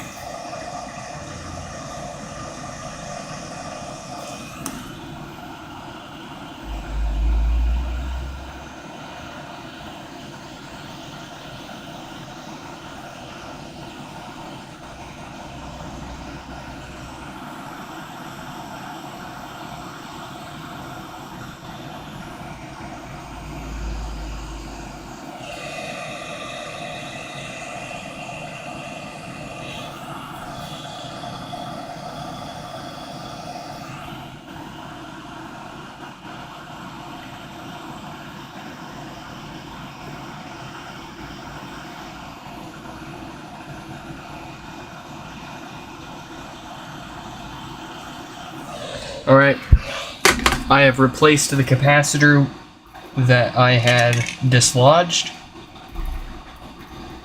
Let's recondition this NAND here. Are there any obvious pads that were giving us issues here? No, they all look good. So I'm not feeling confident about a rebo on this one. But we'll try it because it's all we can really try here. Let's scrape off all of the infill around the chip so that it can sit in our template without a problem.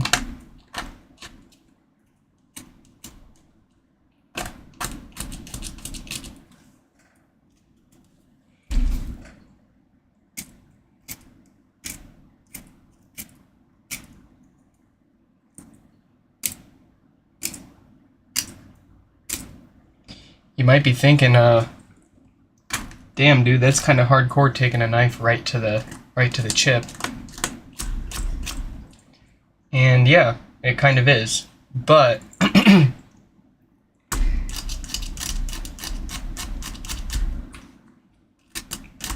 if you're not a Brutus with it, you're not going to hurt the chip at all scraping this with a knife.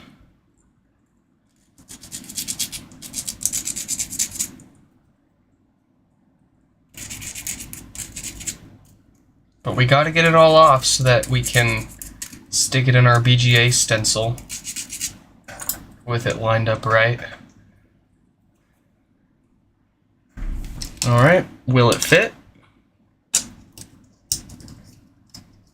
Yeah, it fits perfectly. Let's get our template. Gotta clean that up real quick. There's a few things we gotta clean up here. So actually, let's start with a little bit of flux on our chip, a little bit of flux on our board. We gotta clean these up. We can't just put new solder on here and call it good. And where did I put my solder wick? Here it is. We're going to do the same thing that we did on the very first one of today's stream. Start by carefully going over all of the pads on our chip here and cleaning the solder off. Too much pressure and too much scrubbing or too much time will damage these pads and this chip. Probably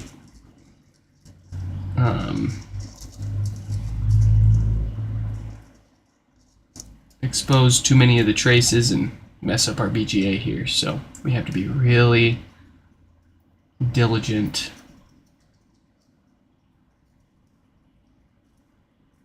with this part.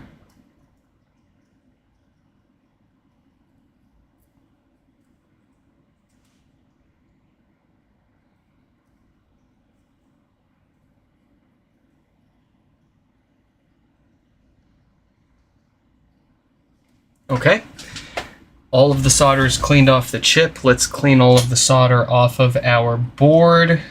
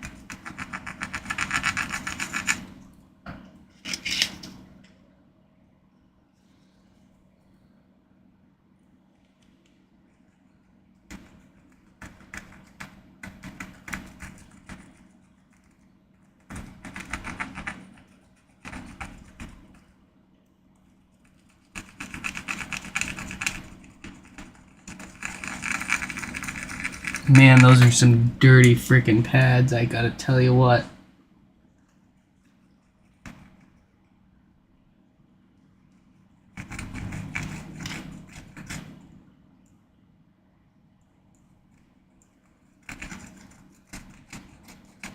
Okay, I think that is clean. Let's go ahead and clean the board.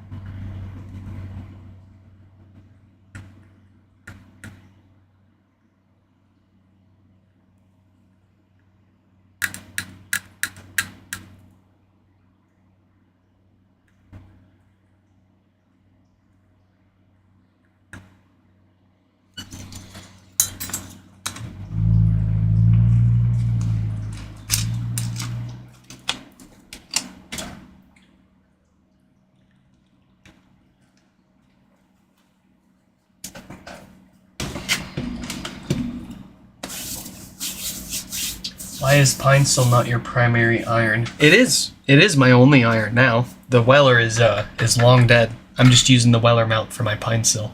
But the pine sill is my one and only soldering iron now.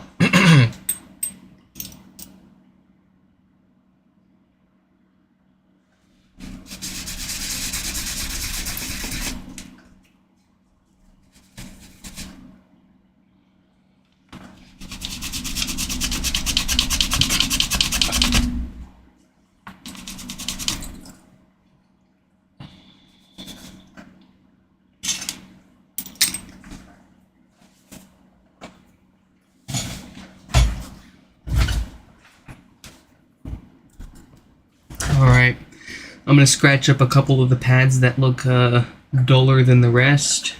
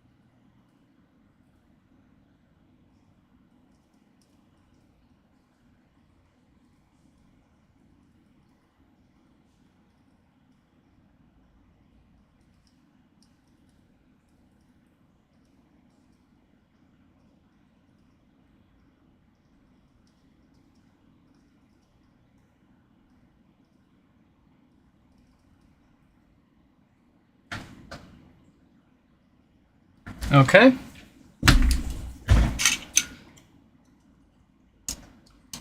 Our template.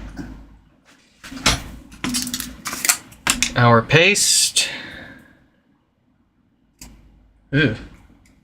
I need to soften it up again. I just need to buy some new stuff here.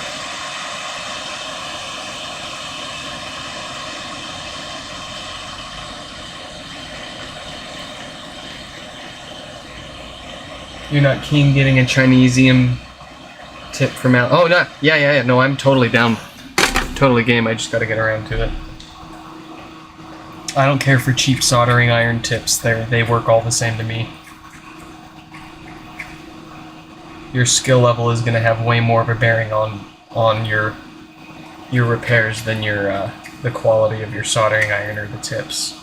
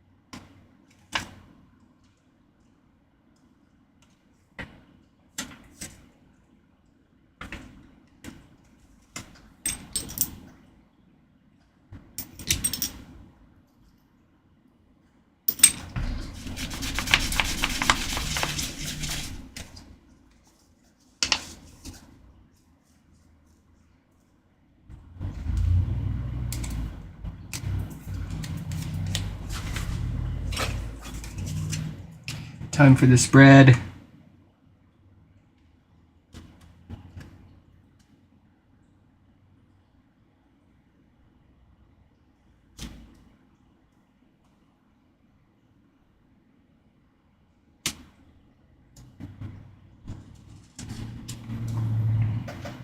It's looking great.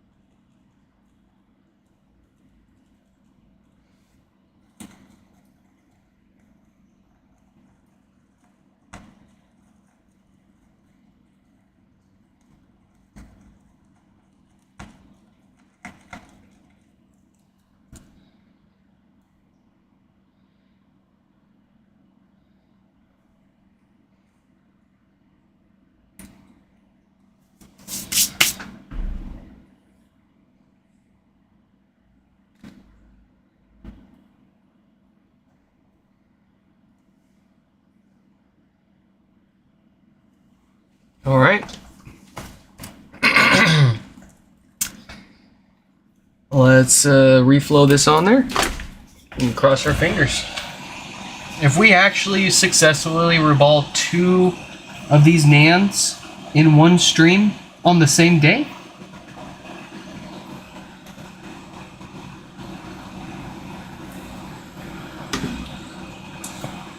I couldn't be much happier. Mix paste with flux.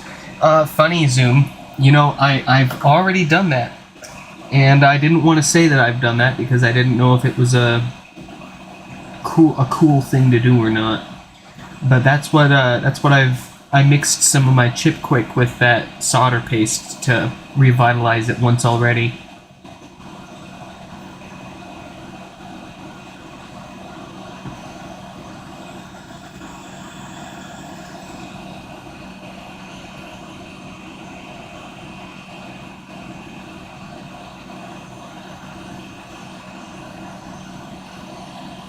Did you see how far that moved? That was pretty far off, I guess. I hope, I don't feel good about this one. I do not. I'll be honest. I was way too far off, I think I was way too far off the pads originally for that to have reflowed on there worth the crap. But we'll see here.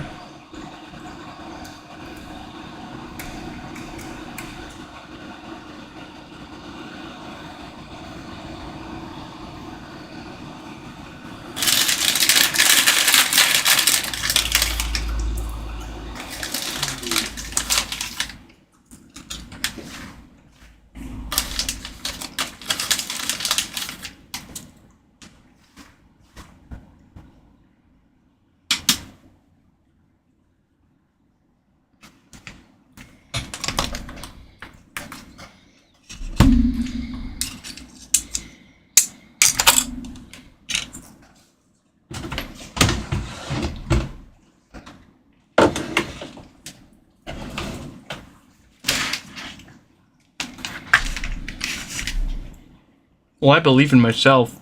I don't believe in these boards. I forgot to put the inductor back on there. Let's do that really quick.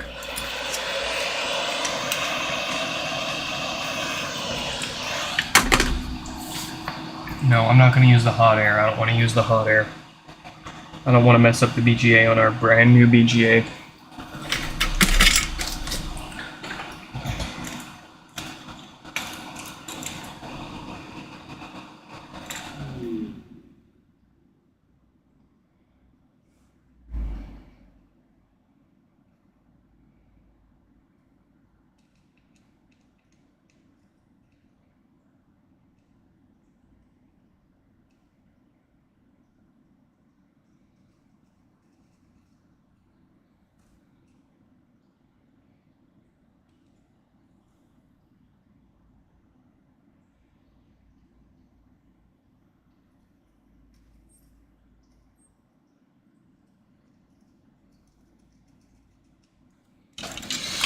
I'm gonna have to get the hot air. That sucks. That's okay though.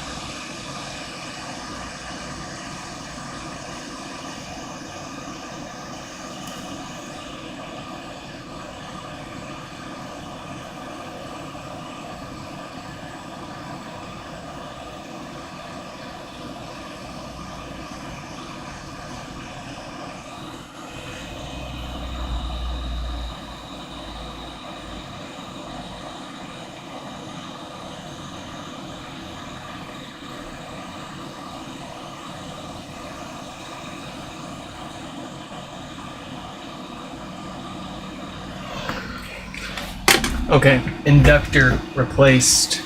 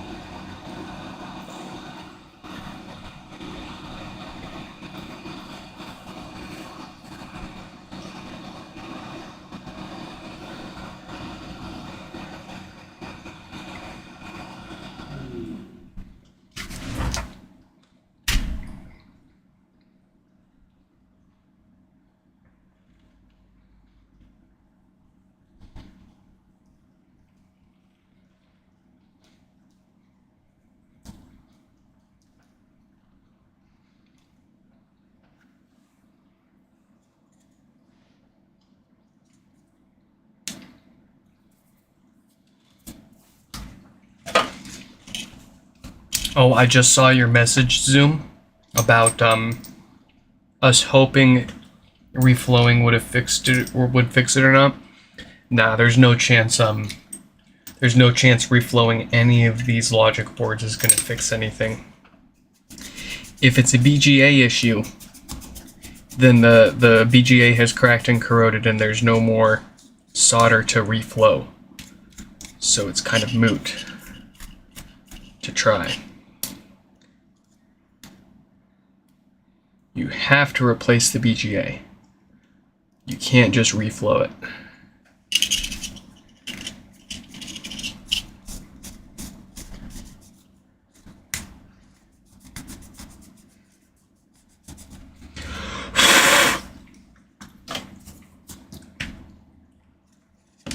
There's a big chance you moved to Canada, Stefan. Oh. We'd be neighbors.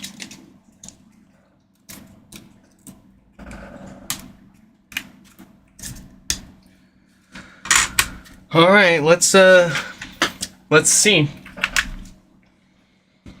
Let's see if it works.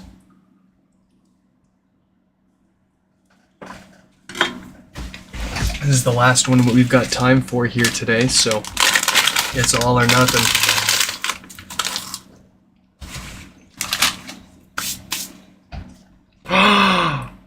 No. Really? Oh! Oh! I can't believe. Connecting to the internet. I cannot believe. Did we really reball 2 NANDs in one stream? First try? I'm having trouble connecting. Don't you raise your voice at me. Oh! Oh! That's it. That's what's up. Folks, we're going to end it here. We're going to pick up tomorrow with a new stream, new pods, and this one and Isaac's pod are going to get some hardware maintenance so that all of that work that we've done to these isn't negated by other common hardware issues that these experience. Folks, I hope you all enjoyed this live stream repair. I sure as hell did. And I hope to catch you all in the next one. Goodbye.